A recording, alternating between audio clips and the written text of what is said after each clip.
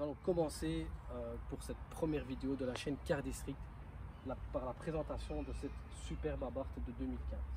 Alors celle-ci vraiment dans une configuration super sobre, couleur très sobre, aucun autocollant latéral. Je vous avoue que ça, ce n'était qu'un choix.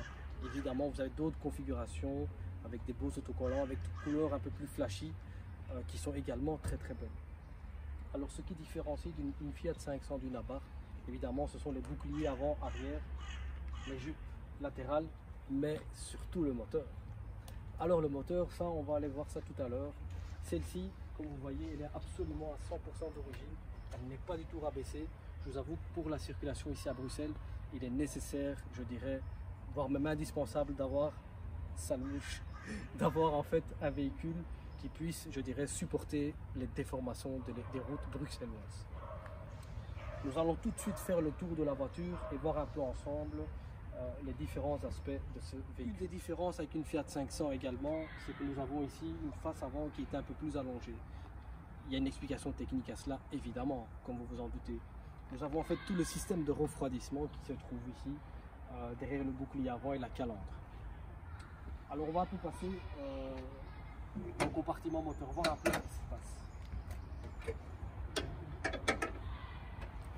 Comme on dit, c'est là-dedans que la magie opère. En fait, voilà, on a un moteur, je dirais, le fameux moteur 1,4 litre de chez Abarth. On le retrouve également dans la Spider ainsi que dans la Punto Evolution, mais avec des petites spécificités différentes, notamment au niveau de la cartographie et des choses comme ça. Nous avons ici le turbo, ça c'est le petit turbo, donc le IHI. Alors on reviendra, mais bon, en gros, vous avez eu différentes déclinaisons de la Abarth. Vous avez la Competizione qui était sortie donc aux alentours des années 2009-2010. Alors celle-ci reprenait la même configuration moteur, mais alors avec une cartographie différente. On avait une différence notamment au niveau des suspensions, au niveau du freinage également, des disques de frein ventilés et percés, des jantes différentes et surtout, je dirais, les sièges intérieurs Sabelt, les fameux sièges baquets. Au fur et à mesure des années, nous avons eu différentes configurations. Vous avez eu la Pista. Les premières Pista étaient dotées exactement du même moteur, même turbo, etc. Évidemment avec des améliorations au niveau amortisseur, etc. Après, bon, on a eu la Turismo également, qui elle avait le turbo Garrett. Alors le turbo Garrett est un turbo qui est un peu plus, je dirais, costaud et qui vous permet, je dirais, d'avoir une conduite un peu plus sportive et qui a beaucoup plus de potentiel si jamais vous voulez faire une prépa ou des choses comme ça. Évidemment, la nouvelle Competizione dotée également du Garrett avec évidemment tout ce qui est siège Sabelt, etc. Faisons un peu un tour du véhicule. Alors ça, ce sont des superbes jantes, ce sont des jantes de la Tributo Ferrari F430. C'est des jantes qu'on retrouve sur la Ferrari F430 qui sont, je trouve, magnifiques. Les fameux étriers jaunes qui, je trouve, donnent vraiment un look assez sympa, assez sportif, racé. Nous avons la petite jupe latérale, le logo Abarth latéral, sans le 595. Alors voyons un peu voir ici à l'arrière, le bouclier arrière. Le bouclier arrière, c'est vraiment spécifique, je dirais, au Abarth. On a un diffuseur également ici derrière et la ligne d'origine. Je sais, le Monza fait quand même un bruit qui est meilleur. Mais bon, c'est pour la suite. Je vous avoue que ce bruit-là est relativement sympa aussi. À l'intérieur ici, on a un magnifique volant avec des commandes multifonctions. On a un rappel ici au niveau du volant de la même couleur que les sièges. On a une superbe sellerie de couleur caramel foncé. On a un chouette tableau de bord. Évidemment, c'est une finition, je dirais, Fiat. Donc, malheureusement, c'est beaucoup de plastique.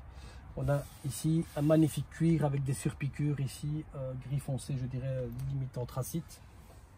Et on a le fameux bouton sport ici. C'est en appuyant sur ce bouton-là que ça se passe. On a un magnifique pommeau de vitesse également, qui tient très bien en main. Et vous avez encore ici le logo 500. Alors, comme vous savez, j'imagine que vous connaissez un peu ces véhicules-là, la place arrière est relativement limitée. Mais bon, je dirais que ce n'est pas une voiture pour faire une excursion en famille. J'avoue que le volant est vraiment bien, on l'a très bien en main. avec plusieurs commandes. On a la commande vocale ici. Maintenant, bon, je ne vais pas vous dire que c'est quelque chose qui marche du tonnerre, mais bon. On a le fameux masque ici, chirurgical, en option également, pour se protéger des temps qui courent. Voilà. Ça, c'est un peu le tour donc de ce véhicule-là. Nous allons aller voir maintenant ce qui se passe réellement au volant de cette bombinette.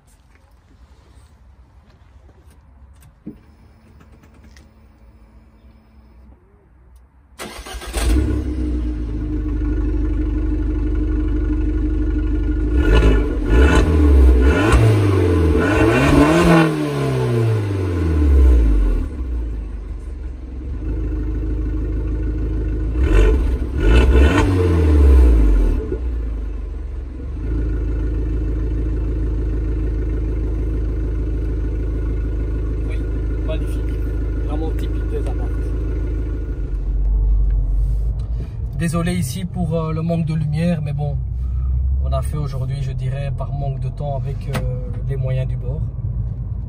Alors on va voir un peu. Attention, là ça va un peu secouer. Ça c'est les fameuses routes ici à Bruxelles. Mais bon, évidemment il y a pire. Alors ce qui est important de rappeler ici, c'est qu'une petite voiture de ce gabarit-là peut être intéressante ici à Bruxelles. Pourquoi? Justement pour tout ce qui est taxe de mise en circulation et des choses comme ça. Ici, donc la Belgique est composée de 3 grandes régions, j'ai envie de dire. Nous avons la Wallonie, la Flandre et Bruxelles.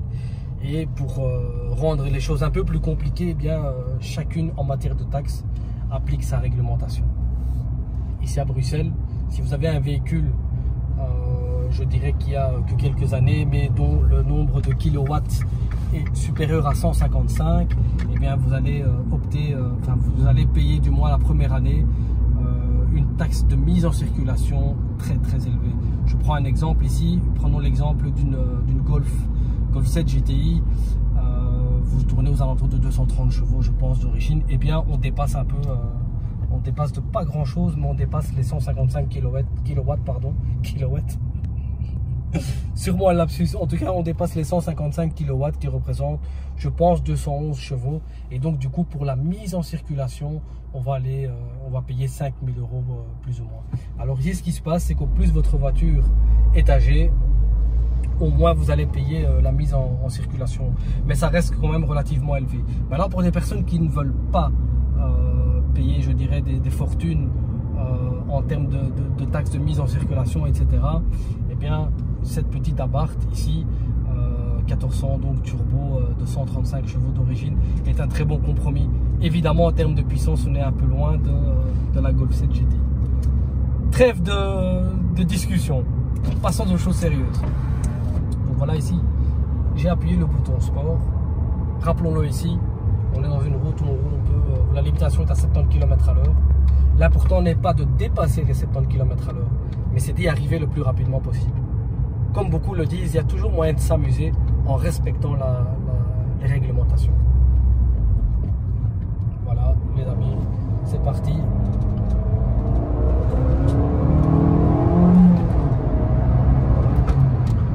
On a vu, on a entendu ici un petit paix, je dirais. Je trouve que la voiture réagit très bien. Ici avec le mode sport, on sent une bonne accélération. Ça manque peut-être un peu d'allonge, mais bon voilà, faut peut-être pas trop lui en demander non plus. N'oublions pas que c'est une petite voiture, c'est plutôt une citadine qui a une conduite très souple, très agréable. Et pour être franc, cette conduite-là me rappelle fortement en fait ma première voiture qui était la R5 GT Turbo, 1,4 litre carbu double corps avec turbo Garrett. C'était un plaisir de dingue, franchement, c'était une voiture de malade.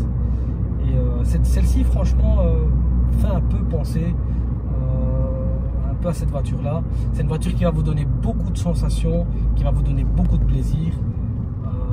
C'est une voiture qui est super fun, franchement, elle tient très bien sa réputation. C'est vrai qu'au niveau de tenue de route, c'est vraiment un petit kart en fait, il y a de quoi s'amuser. On va plus maintenant présenter Abarth. Abarth est connu pour ses voitures sportives, ses moteurs avec beaucoup de peps, j'ai envie de dire. Pour la petite histoire, Abarth en fait est né dans fin des années, début pardon, du XXe siècle. Ça c'est la petite note historique, et qui était né en fait en Autriche.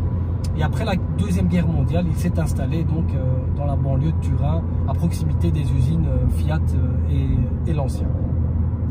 Il a commencé donc à préparer des voitures, beaucoup de Fiat pour commencer. Mais il n'a pas que travaillé sur des Fiat. Il y a eu également une préparation sur une Porsche dans les années 70. N'hésitez pas à revenir en commentaire si je dis des conneries. Mais bon, soit.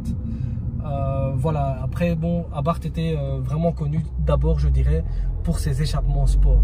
Évidemment, on ne fera plus la publicité pour le fameux échappement Monza, qui a une sonorité vraiment magnifique. Voyons un peu voir ce que ça donne.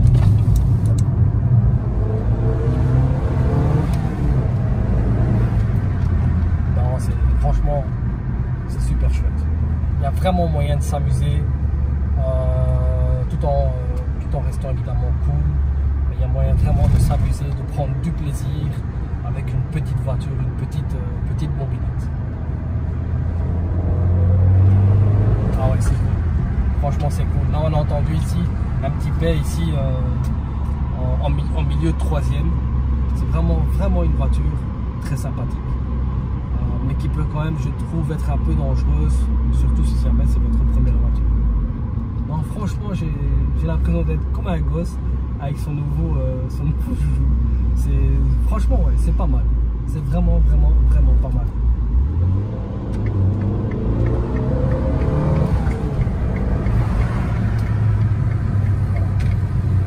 Mais je rappelle quand même, les amis, la chose la plus précieuse qu'on a, c'est notre vie, ainsi que celle des autres. Donc, soyez prudents, roulez calme. Et si vous avez vraiment envie de vous amuser, je vous conseille une petite sortie en circuit. N'hésitez pas à liker si cette première vidéo, je dirais, de la chaîne vous a plu. Bon, on était un peu crispés, c'est la première. Et si jamais vous voulez qu'on présente votre véhicule, n'hésitez pas à passer en commentaire. Voilà les amis, je vous souhaite une très bonne soirée, très bonne journée, et protégez-vous ainsi que les autres. Tchuss.